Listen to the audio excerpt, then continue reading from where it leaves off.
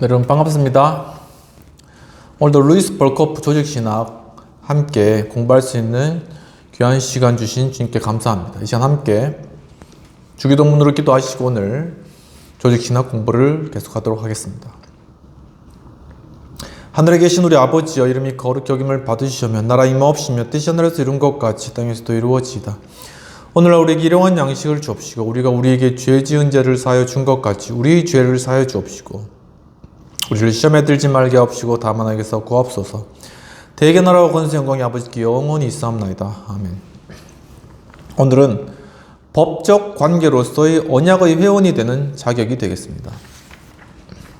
우리가 지난 시간에는 언약에 관한 그러한 내용들을 다루면서 언약의 이중적 국면에 관하여서 다루었습니다. 즉 인간론의 제3부 은혜의 언약 안에 있는 인간의 그러한 주제로서 언약의 이중적 국면, 언약의 두 가지 측면을 가지고 있다는 부분들을 외면적 언약과 내면적 언약, 그리고 언약의 본질과 시행, 조건적 언약과 절대적 언약, 그리고 순수한 법적인 관계와 생의 친교로서의 언약이라는 그러한 부분들을 지난 시간에 공부했고, 오늘은 법적 관계로서의 언약의 회원이 되는 자격에 관한 내용들을 살펴보도록 하겠습니다. 법적인 관계로서의 언약의 회원의 자격을 논할 때 염두에 두어야 될 그런 사실은, 이와 같은 의미의 언약은 단순히 요구와 약속의 체계, 마땅히 충족되어야 할 요구들, 실현되어야 할 약속들을 말하는 것임과 동시에 외적인 법적 관계가 언약의 하나님과 긴밀한 교제를 나누는 삶이라는 영광스러운 현실을 동반한다는 타당한 기대까지를 포함한다는 점이다라는 것입니다. 그러니까 어떤 언약적인 게 법적인 그러한 관계이지만은 이 안에서 하나님과의 긴밀한 교제가 이루어진다는 것을 함께 포함하는 그러한 개념이라는 것이죠. 이와 같은 포괄적인 언약 개념만이 언약의 의미를 충분히 표현한다라고 보았습니다. 첫 번째, 언약에 있어서의 성인들이 되겠습니다. 성인들은 믿음의 고백을 통하여 자발적으로 이 언약에 들어갈 수 있다라는 것입니다. 성인들의 경우에는 그들의 고백이 거짓된 고백만 아니면 법적인 언약 관계에 들어가는 것과 생의 친교로서의 언약에 들어가는 것은 서로 일치한다라고 보았습니다. 그들은 어떤 외적인 의무들을 수행하고 미래에 구원적 신앙을 실행할 것을 약속할 뿐만 아니라 자신들이 살아있는 믿음을 가지고 언약을 받아들이고 그 신앙 안에 계속 거할 것을 바라고 의도한다는 것이죠. 여기서 성인이라는 것은 이룰성 사람인, 이렇게 성인이라는 것입니다. 그들은 단번에 완전한 언약 생활에 들어갔는데 이것은 그들이 언약에 들어가는 유일한 길이기도 하다라는 것입니다. 신앙 고백을 단순히 외면적 언약과 관련시키는 자들은 명시적으로 또는 암시적으로 이 진리를 거부하는 셈이다라는 것입니다. 신앙 고백은 외면적 언약뿐만 아니라 내면적까지 다 통합적으로 이루어진 것이다라는 것이죠. 두 번째는 언약에 있어서의 신자의 자녀들이 되겠습니다. 태어날 때부터 언약에 들어가는 신자의 자녀들의 경우에는 물론 상황이 다소 다른데 경험적으로 볼 때 그들은 태어날 때부터 법적인 관계로서의 언약 관계에 들어가지만 그렇다고 해서 그들이 즉각 생의 친교로서의 언약 안으로 들어가는 것은 아니다라는 것이죠. 더욱이 언약 관계가 그들의 삶 속에서 완전히 실현된다는 그러한 말도 아닌 것입니다. 그러나 그들의 경우에 있어서도 언약이 의무만을 지시하는 외적 의무와 특권을 동반하는 단순한 법적인 관계만 머물러 있지는 않고 또한 않으리라고 확신을 갖는 것은 타당하다라는 것이죠. 이 확신은 하나님이 구원적 은혜로서의 언약의 자녀의 마음에 역사하셔서 그들을 살아있는 언약의 지체들로 변화시켜 주시리라는 절대적으로 신뢰할 만한 하나님의 약속에 근거하고 있다는 것이죠. 그래서 법적인 언약의 관계에 들어가게 되면 어린아이라도 하나님과의 교제가 그 가운데 이루어지게 된다는 것입니다. 그러니까 실제적인 어떤 관계로서 발전되게 된다는 것이죠. 언약은 단순히 구원을 제공하는 것뿐만 아니라 복음을 믿으리라는 약속과 더불어 구원을 제공한다는 것 이상의 의미를 가진다라고 보았습니다.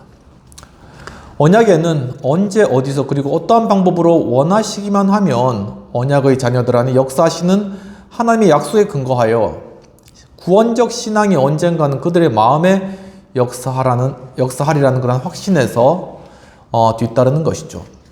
언약의 자녀들은 언약의 교제에 반하는 삶을 살지 않는 한 언약의 삶 안에 있다고 추정해야 할 것이다 라고 보았습니다. 경우에 따라서는 이 삶이 아직 존재하지 않는다거나 그들이 삶 속에서 한 번도 실현되지 않았다고 말할 수도 있을 것입니다. 하나님의 약속은 신자들의 후손들에게 집단적으로 주어지는 것이요 개별적으로 주어지는 것은 아닌데 언약을 계속 지키시고 신자들의 자녀들을 통하여 그것을 완전히 실현시키시리라는 하나님의 약속은 하나님이 모든 신자들의 자녀들을 한 사람도 빠짐없이 구원하시리라는 그러한 뜻은 아니다 라고 이야기를 하고 있습니다. 신자들의 자녀라고 할지라도 불신앙 안에 계속 거한다면 바울이 로마서 9장 6에서 8절에서 경고한 말씀을 염두에 둬야 할 것이라는 것이죠. 그러니까 부모님이 장로님, 목사님이고 그렇게 할지라도 자녀가 계속 범죄하고 그렇게 죄를 범한다면은 그 자녀가 구원받았다 그렇게 할 수는 없는 것이죠. 이스라엘인이라고 해서 모두 이스라엘인이 아니듯이 신자의 자녀라고 해서 모두 약속의 자녀는 아닌 것입니다. 언약의 자녀들도 거듭남과 회개의 체험은 필요한 것이죠. 인간이 언약 안에 있다고 해서 구원의 확신이 뒤따르는 것은 아니라는 것입니다. 언약의 자녀들이 자라서 분별할 수 있는 나이가 되면 물론 참된 신앙 고백을 통해 자발적으로 언약상의 책임을 받아들이는 것은 그들에게 달려있는 것이죠. 커서 이 신앙을 고백하겠느냐 하는 그러한 단계가 입교라는 이런 과정들을 통해 있죠. 이 일에 실패한다는 것은 엄격히 말해서 그들이 언약 관계를 거부하는 것이고 그러므로 신자들의 자녀들이 서 있는 법적 관계는 생의 친교로서의 언약에 선행하며 언약 실현의 수단이 된다라고 이야기하고 있습니다. 그러나 목적에 대한 수단으로서의 언약의 의미를 강조할 때 우리는 하나님의 요구와 이에 뒤따르는 인간의 의무를 배타적으로 강조하기보다는 언약의 자녀들의 마음속에 하나님의 은혜의 효과적인 작용의 약속을 강조해야 된다는 것. 어릴 때부터 이렇게 유아세례나 아니면은 신앙교육 안에 자라가면은 그 안에 하나님께서 역사하셔서 또한 그 자들을 변화시키고 하나님과의 개인적인 관계 가운데 언약의 관계, 은혜의 관계 안으로 인도하실 것이다 라는 그러한 부분들을 확신하면은 좋을 것 같습니다. 왜냐하면 그렇게 해야지 또 마음 가운데 자녀를 키우는데 불안발언하면 안 되잖아요. 우리 자녀는 분명히 하나님의 자녀가 될 것이다 이런 확신을 가지고 키워야 되잖아요. 그래서 이야기하는 것이고요. 만일 언약의 책임만을 배타적으로 강조하고 언약 안에 하나님이 우리에게 요구하시는 모든 것을 주신다는 사실 곧 하나님의 약속이 그의 모든 요구사항들을 포괄한다는 사실을 적절히 강조하지 않는다면 우리는 알미니우스주의적인 함정에 빠질 수 있다는 것이죠. 그러니까 인간이 어떻게 노력해서 인간이 어떻게 해서 해야 되는 그런 부분이다 라고 이렇게 생각할 수가 있다는 것입니다. 세 번째는 언약 안에 있는 거듭나지 않은 자입니다. 과연 이게 무슨 말일까요? 언약 안에 있어도 거듭나지 않는 자가 있다. 그런 말일지 살펴보도록 하겠습니다. 지금까지 정교한 논리에 따르면 거듭나지 않은 자들도 언약 안에 있을 수 있다는 것입니다. 이스마엘과에서는 원래 언약 안에 있었습니다. 엘리의 악한 자녀들도 언약의 자녀였습니다. 예수님과 사도들의 시대의 대다수 유대인들도 언약의 백성에 속하여 언약의 약속들을 공유하고 있었다는 것이죠. 그러나 그들은 선조 아브라함의 신앙을 따르지는 않았습니다. 그러므로 여기서 다음과 같은 의문이 제기되는데 그들이 언약의 자녀라는 말은 과연 어떤 의미인가? 언약의 자녀라는 말이 구원받았다는 말과 동일한가? 이렇게 좀 중차대한 그런 질문을 던지고 있는 것입니다. 카이퍼 박사의 말을 빌리면 그들은 실제로 언약 관계 안에 있지만 필연적으로 언약에 참여하는 자들은 아니라는 것이다. 그러니까 언약 관계에 있다는 것과 언약에 참여하는 것과는 구분을 시킨 것이죠. 바빙크 박사의 말을 빌리면 그들은 언약 안에 있지만 언약에 속한 것은 아니다 라고 합니다. 언약 안에서 그들이 차지하는 입장에 대해서는 다음과 같이 말할 수 있는데 첫 번째, 그들은 그들의 책임에 관한 한 언약 안에 있다는 것이죠. 그들은 하나님과의 법적인 언약 관계에 있기 때문에 회개하고 믿을 의무가 있는 것입니다.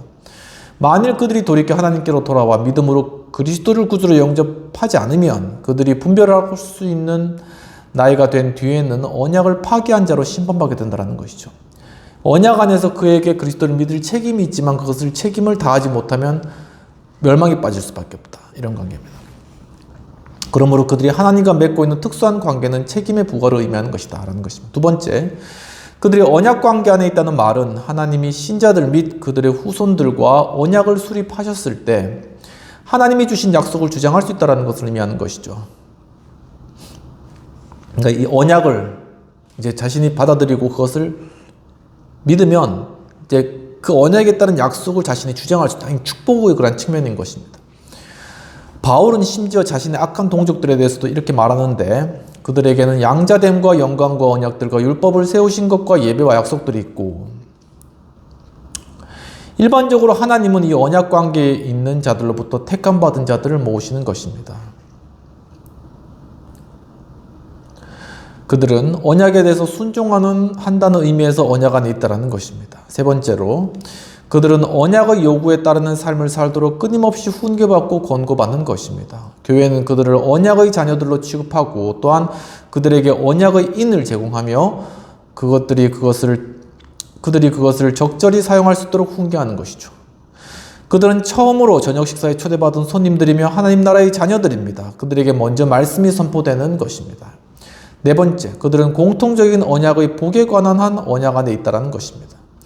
그들은 성령의 거듭나게 하는 영향력을 체험하지는 못하지만 어떤 특별한 성령의 작용과 영향에는 순종합니다.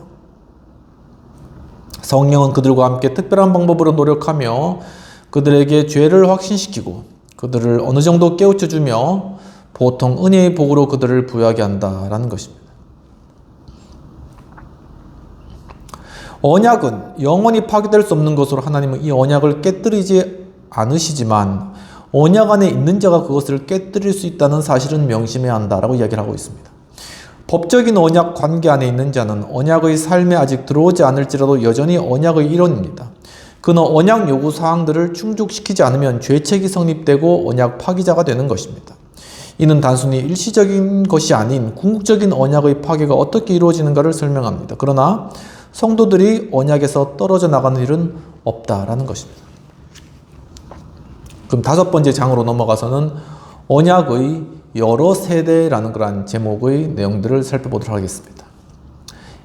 A. 여러 세대에 대한 바른 개념입니다. 이 문제와 관련해 먼저 떠오르는 질문은 세대, 시대, dispensation, 세대는 둘 혹은 셋으로 구분해야 하느냐 아니면 세대주의자들처럼 7 또는 그 이상으로 나누어야 하느냐라는 그러한 견해가 있습니다. 이 세대주의에 대해서 상당히 많은 사람들이 영향을 받는 것이죠. 저도 이제 세대주의라는 말은 많이 들어봤는데 그 구체적으로 어떤 것인가 잘 모르는 것 같아요. 한번 내용들을 함께 공부해 보도록 하겠습니다. 첫 번째, 세대주의의 견해입니다. 스코필드가 이제 세대주의자인 것 같은데 스코필드에 의하면 세대라 함은 하나님의 어떤 특정한 계시에 인간이 순종하는가 여부를 시험받는 시대를 말한다라고 이렇게 정의를 하고 있습니다. 그는 진리의 말씀의 올바른 구분, rightly dividing the word of truth 20쪽에서 다음과 같이 말하는데 각각의 세대는 자연인에 대한 새로운 시험으로 시작했다가 심판으로 끝나는 특색을 지닌다 이렇게 보았고 곧 인간은 시험에서 실패하는 것이다. 모든 세대는 그 자체만이 가지는 특징을 가지고 있고 이 특징은 너무 뚜렷한 것이기 때문에 어느 한 세대가 다른 세대와 혼합되는 일은 있을 수 없다. 딱 인류의 세대를 딱딱 이렇게 나누어 놓은 것이죠. 스코필드는 이와 같은 세대를 7개로 구분하는데 무죄의 세대, 양심의 세대, 인간 통치의 세대, 약속의 세대, 율법의 세대, 은혜의 세대, 그리고 천국의 세대 이렇게 7개로 구분한다고 합니다. 하나님의 마음이 얼마나 변덕스러우면 인간을 향한 그의 뜻이 7번이나 바뀌었겠느냐라는 질문에 대해서 프랭크 게벨리는 다음과 같이 답변하는데 우왕좌왕한 편은 하나님이 아니다. 세대는 7개로 나누어지지만 이 7개의 세대들은 원리상으로는 모두 하나이다. 다시 말하면 7개의 세대들이 모두 순종이라는 시험이라는 공통된 특징을 가지고 있다. 인간이 첫 번째 세대에 의해 부과된 조건들을 지킬 수 있었다면 다른 6개의 새로운 조건들은 필요하지 않을 것이다. 그러나 인간은 실패했다. 그러나 하나님은 죄책을 짊어진 인간을 추방하시기보다는 인간을 향하여 긍휼의 마음을 가지시고 인간이 새로운 조건 하에서 새롭게 시험받을 수 있게 하셨다라는 그런 논리가 되겠습니다. 이와 같이 하여 각 세대는 실패로 끝난과 동시에 하나님의 긍휼을 새롭게 보여주게 된다는 것이죠.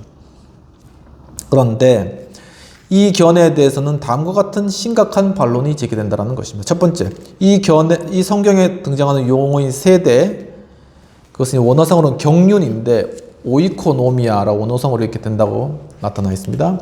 세대가 여기서 말하는 비성경적인 의미로 사용된다는 것이죠. 이 단어는 청지기 입장에서 하는 관리, 정돈, 운영을 의미하는 것이지 시험 또는 시련의 때를 의미하는 것이 아니다라는 것입니다. 원어상으로 잘못되어 있다는 것이죠. 두 번째, 이와 같은 구분은 매우 자의적인 것이라는 것입니다.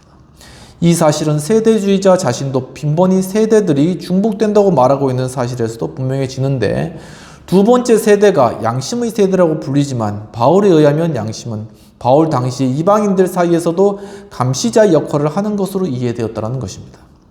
세 번째 세대는 인간의 통치 세대라고 불리는데, 그러나 인간은 하나님을 위하여 세상을 통치하려는 계명이 아니라 땅에 충만하여 계명에 불순종하여 땅에 충만하라는 계명에 불순종하여 심판을 자초한 것이다 라는 것이죠.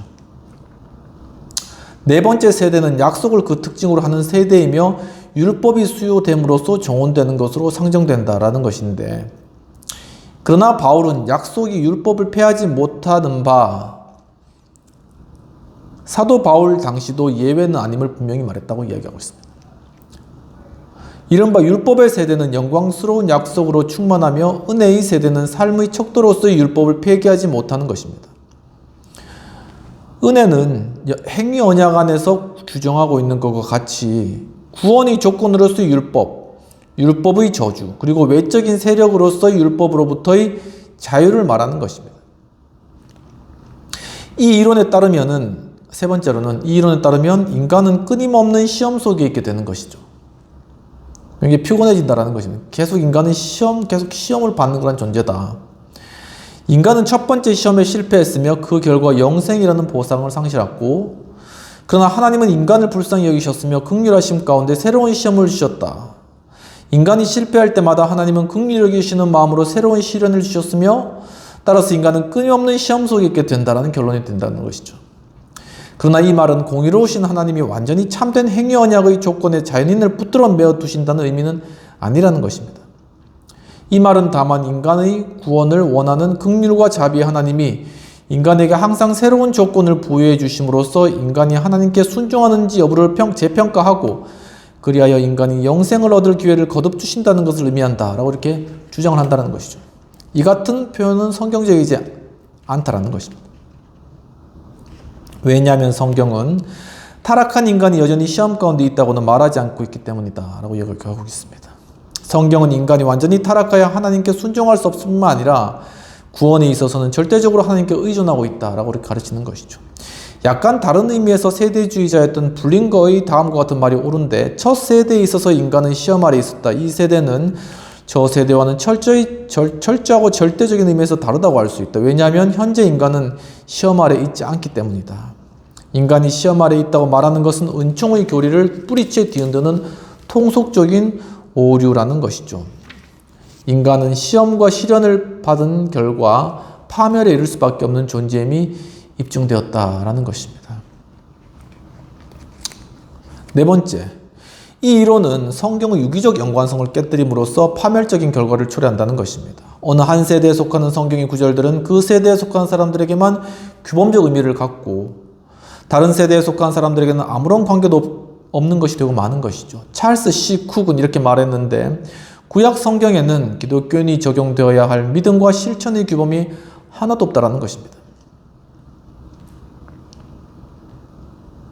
상징과 예언의 형식을 통하여 가르쳐진 넓은 의미에서의 구원 계획 안에 포함된 내용을 제외하고는 어느 한 가지도 약속도 기독교인에게 주어진 것이 없는 것처럼 그를 속박하는 명령도 하나도 없다라는 것이죠. 이 말은 구약에서 어떤 교훈도 끌어낼 수 없다는 뜻은 아닙니다. 성경은 두 책으로 나누어집니다. 하나는 구약과 신약의 일부를 포함하는 왕국의 책으로서 이것은 이스라엘에게 주신 것이며, 다른 하나는 신약의 나머지 부분을 포괄하는 부분으로서 교회의 책이라고 불리며 이것은 우리에게 적용되는 것이죠.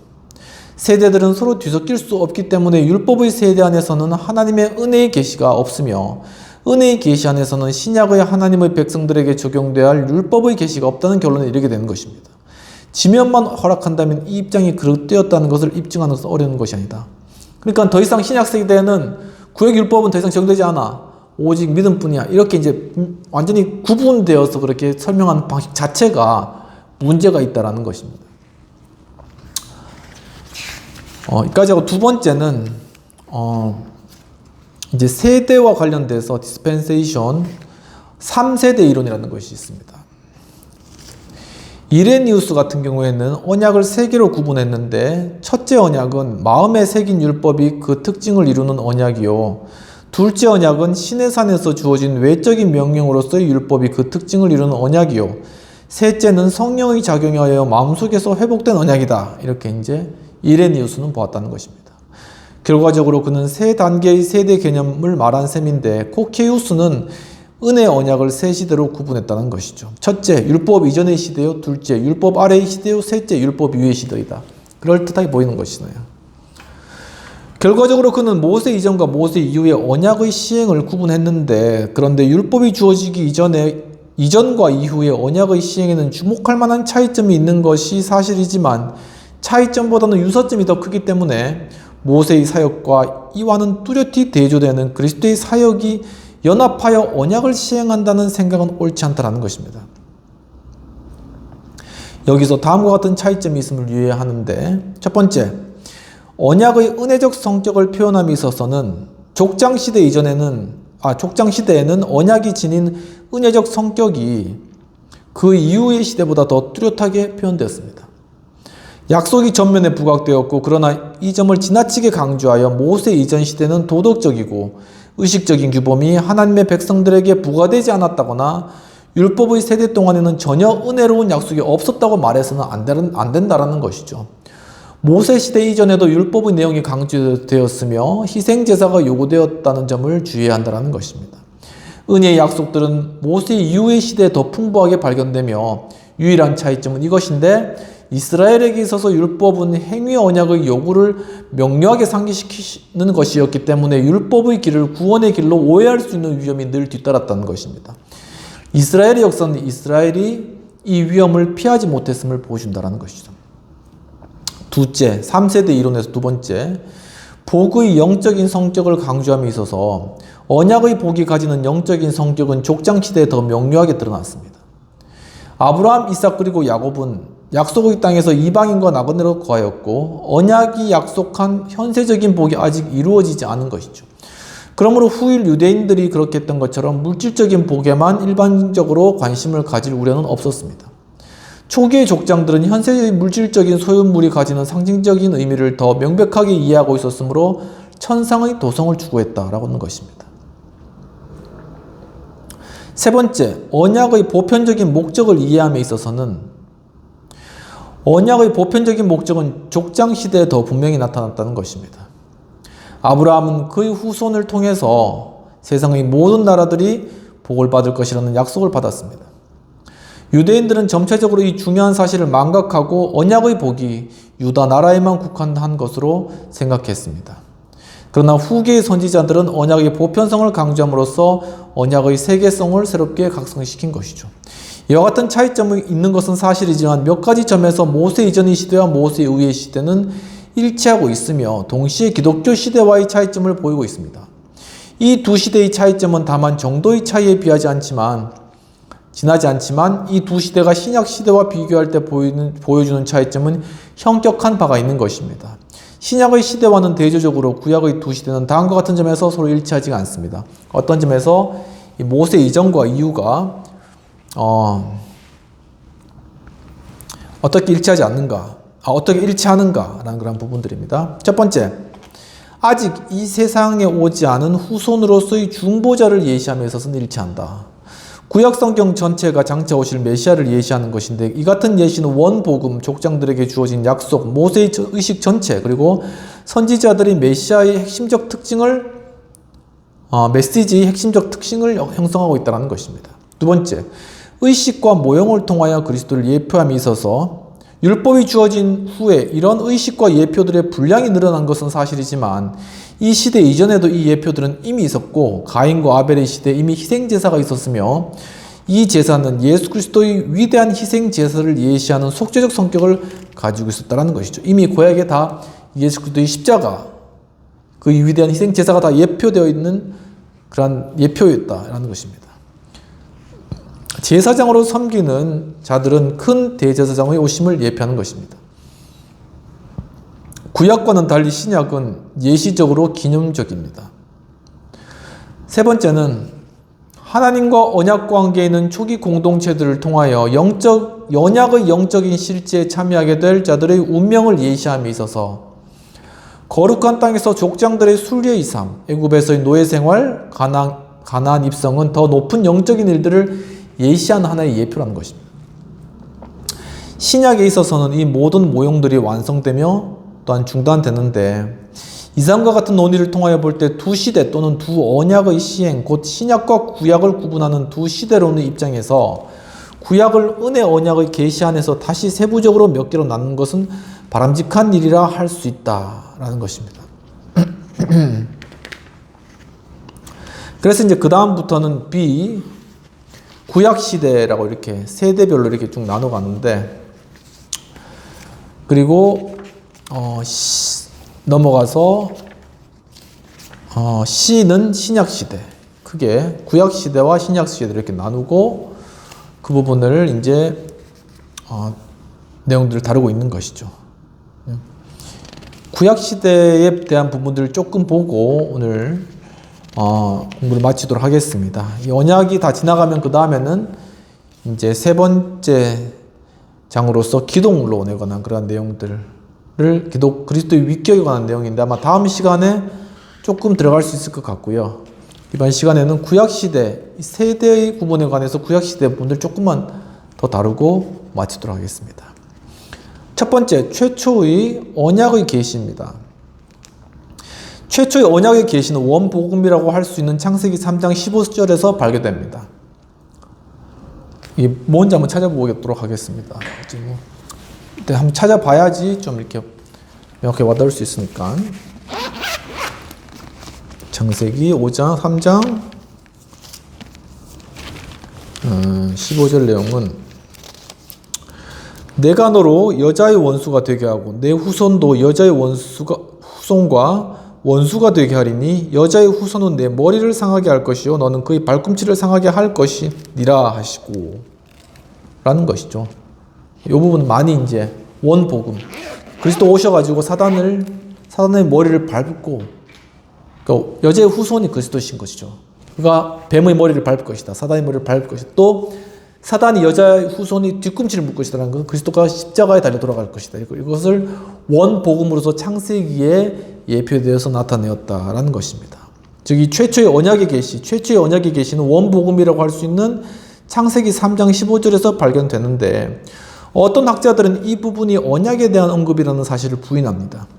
이 부분이 어떤 공식적인 언약의 수립을 말하지 않는다는 사실은 의심할 여지가 없는데 그 같은 언약의 수립에 대한 계시는 언약 개념이 역사적으로 발전된 이후에 비로소 뒤따를 수 있었습니다. 그러나 창세기 3장 15절이 언약의 정수를 담고 있는 것은 사실입니다. 다음과 같은 점에서 주목할 필요가 있다 라면서 창세기 3장 15절이 언약의 정수인 점에 대해서 그 뒤로 이렇게 쭉 설명이 나타나고 있는데 그거는 다음 시간에 공부하도록 하겠습니다. 함께 기도하고 마치도록 하겠습니다. 하나님 아버지, 참으로 우리가 오늘 언약에 관한 그러한 개념들을 배우면서 과연 언약 안에 있는 것과 구원받은 것의 그러한 차이점이나 또한 언약의 자녀들이 어떠한 그러한 언약 관계 가운데 있으며 또한 그 관계가 어떠한지를 또한 보게 해주신 주님 감사합니다. 주님, 또한 여러 세대를 구분해 나가면서 또한 언약에 관한 개념들이 발전해온 부분들도 살펴보았습니다.